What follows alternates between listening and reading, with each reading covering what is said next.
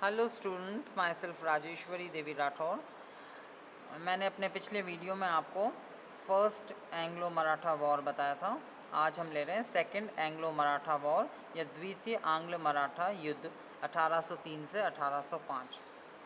द्वितीय आंग्ल मराठा युद्ध साम्राज्यवादी लॉर्ड वेलेस्ली के प्रशासन काल में हुआ और सालबाई की संधि से अंग्रेज़ और मराठों के बीच 20 वर्ष के लिए शांति अवश्य स्थापित हो गई थी, परंतु दोनों शक्तियों की आपसी कटुता नष्ट नहीं हुई थी। सालबाई की संधि के उपरांत भी अंग्रेज़ यह भली भांति जानते थे कि दक्षिण भारत में प्रभुता स्थापित करने के लिए उन्हें मराठों से एक दिन निर्णायक युद्ध अवश्य लड़ना होगा। वेलेस्ली ने 19वीं सदी के आरंभ में ही इन परिस्थितियां अपने अनुकूल पाई और वह युद्ध का वातावरण बनाने लगा और 1803 में दोनों शक्तियां आपस में भिड़ गईं। दूसरे मराठा युद्ध के कारण इस प्रकार से हैं। पहला, बाजीराव द्वितीय का अयोग्य पेशवा होना। यद्यपि बाजीराव द्वितीय बुद्धिमान था, परंतु वह समस्याओं का ठीक समाधान करने में असमर्थ था। नाना फडणवीस के चंगुल से मुक्त होने के लिए उसने दौलत राम सिंधिया के साथ संबंध सुदृढ़ करने चाहे, परंतु जब सिंधिया शक्तिशाली बन गया तो पेशवा को उसके नियंत्रण में स्वतः आना पड़ा। तंग होकर पेशवा ने सिंधिया के नियंत्रण से मुक्ति पानी चाहिए, अतः जब होलकर और सिंधिया परस्पर झगड़ने लगे तो उसने अंग्रेज़ों की शरण में जाना ही श्रेयस्कर समझा, क्योंकि वह स्वयं उस मराठा संघ के आंतरिक झगड़ों को शांत करने में असमर्थ था। अतः वह पूना से भागकर बसीन चला गया और उसने वेलेस्ली से बसीन की संधि कर ली। दूसरा कारण है मराठों में त्रिकोणीय युद्ध का होना।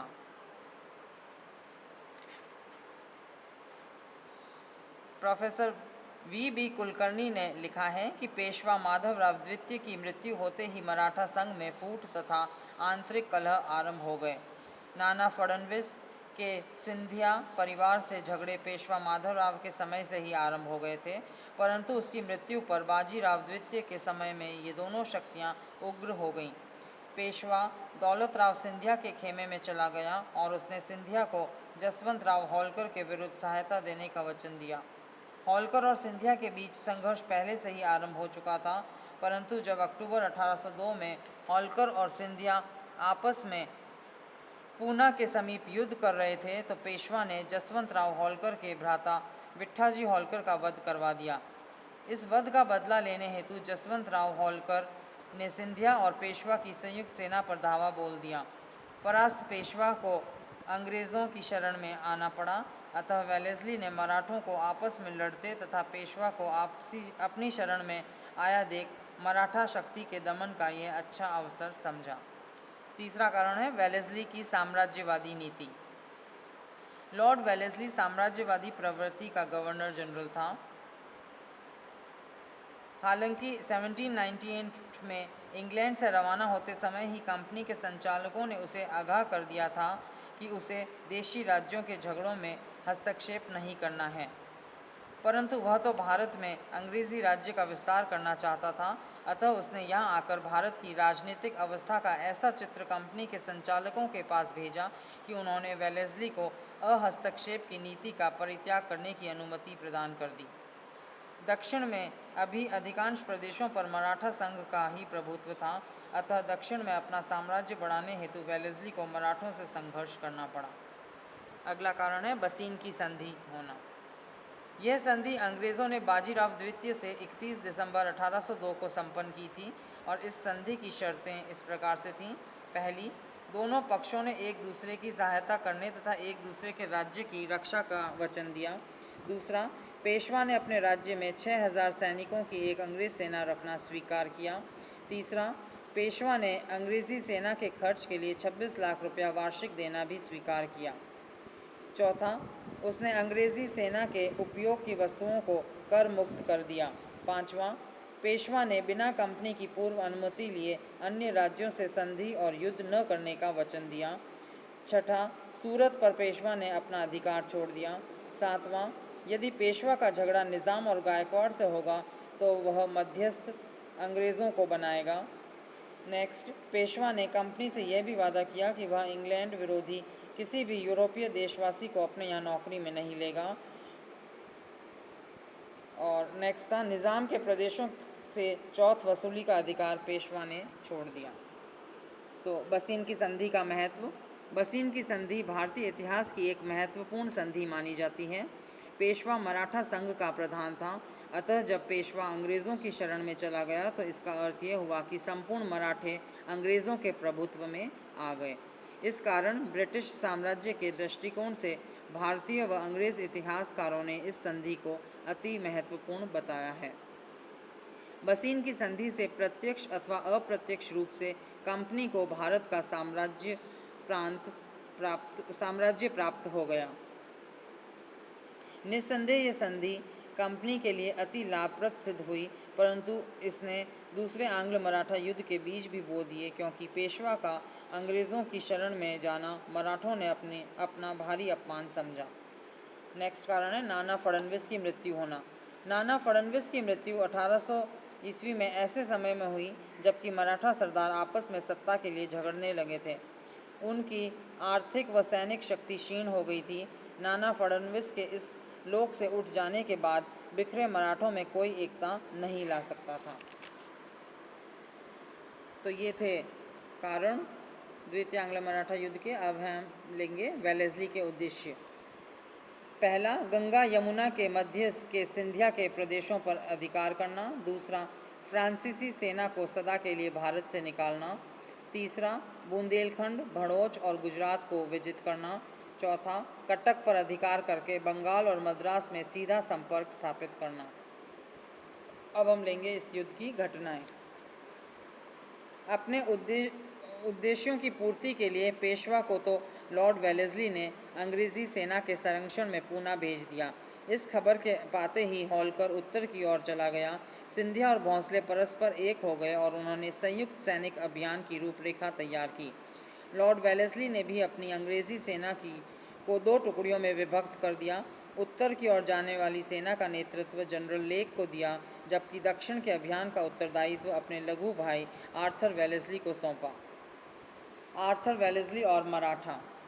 नर्मदा नदी के दक्षिण में एकत्रित मराठा सेना को आर्थर वेलेस्ली ने लौट जाने को कहा। उनके इनकार करने पर आर्थर वेलेस्ली के पास उनसे युद्ध करने का एक ही चारा बचा था। आर्थर वेलेस्ली ने तीव्रता और तीक्ष्णता से मराठा सेना पर आक्रमण करके 1803 में अहमदनगर पर अधिकार कर लिया।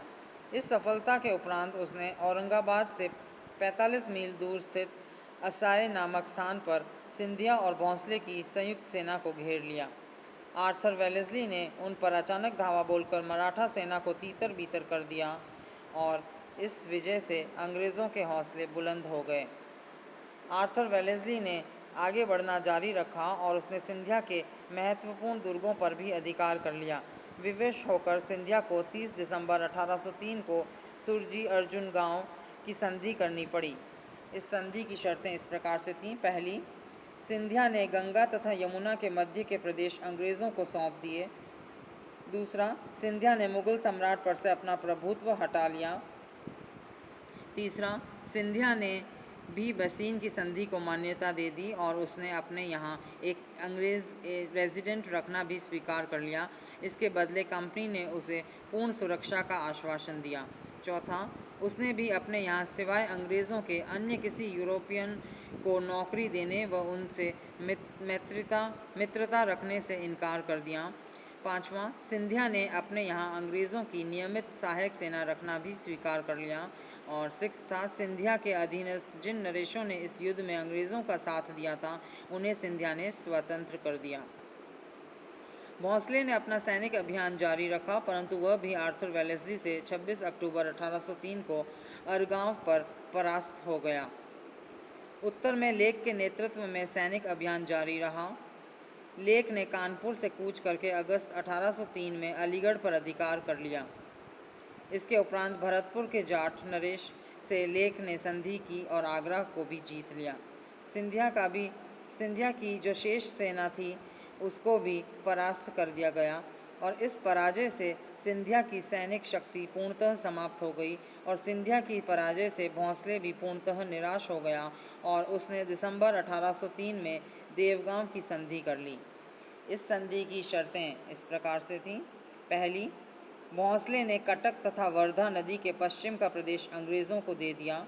दूसरा, भोंसले ने बसीन की संधि को मान्यता प्रदान कर दी। तीसरा, भोंसले ने अपने यहाँ एक अंग्रेज़ रेजिडेंट रखना भी स्वीकार कर लिया। चौथा, भोंसले ने यह भी वचन दिया कि वह अपने यहाँ सिवाय अंग्रेज़ों के अन्य किसी यूरोपियन को नौकरी नहीं देगा। पाँचवा, भोंसले ने यह भी वादा किया कि अब निज़ाम पर किसी प्रकार का दावा नहीं करेगा। छठा, यदि कभी उसका पेशवा और निज़ाम के साथ कोई झगड़ा होगा तो वह अंग्रेज़ों की मध्यस्थता से ही तय कराया जाएगा। और लास्ट था, भोंसले ने अपने यहाँ अंग्रेज़ों के नेतृत्व में सहायक सेना रखने से इनकार कर दिया और वेलेस्ली ने उसे बाध्य भी नहीं किया। अब है संधियों की समीक्षा। संधियों की शर्तों से स्पष्ट हो जाता है कि सिंधिया और भोंसले दोनों अंग्रेज़ों के आगे नतमस्तक हो गए। अंग्रेज़ों को अब उनकी ओर से विशेष भय नहीं रहा। इन संधियों ने यह भी स्पष्ट कर दिया कि अब मराठा शक्ति का पूर्ण विनाश निकट भविष्य में होने वाला है। दक्षिण में अंग्रेज़ों का प्रभुत्व सुदृढ़ता से स्थापित हो गया। उनकी शक्ति को अब चुनौती देने वाला भारत में कोई शक्ति नहीं रही। अतः स्पष्ट है कि इन संधियों से अंग्रेज़ों की प्रतिष्ठा बढ़ गई और मराठों का सम्मान भारत में कम हो गया। इन संधियों के संपन्न होने से अंग्रेज़ों का साम्राज्य भी बढ़ गया। दूसरे आंग्ल मराठा युद्ध में मराठों की पराजय के प्रमुख रूप से दो ही कारण माने जाते हैं। पहला था परंपरागत छापामार युद्ध कला का परित्याग करना और दूसरा मराठा सेना में शिथिल अनुशासन। तो ये था द्वितीय आंग्ल मराठा युद्ध।